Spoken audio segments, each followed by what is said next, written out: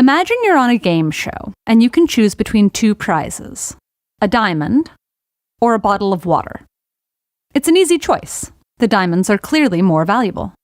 Now imagine being given the same choice again. Only this time you're not on a game show, but dehydrated in the desert after wandering for days.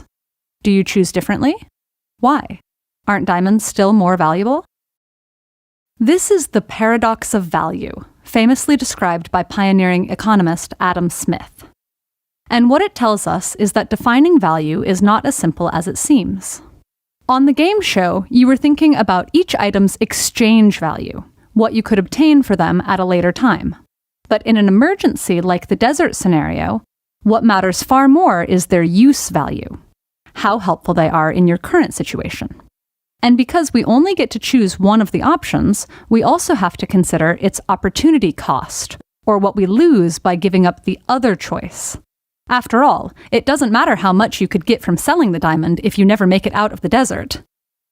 Most modern economists deal with the paradox of value by attempting to unify these considerations under the concept of utility, how well something satisfies a person's wants or needs. Utility can apply to anything from the basic need for food. Now imagine yourself back in the desert, only this time you get offered a new diamond or a fresh bottle of water every 5 minutes. If you're like most people, you'll first choose enough water to last the trip, and then as many diamonds as you can carry. This is because of something called marginal utility. And it means that when you choose between diamonds and water, you compare utility obtained from every additional bottle of water to every additional diamond.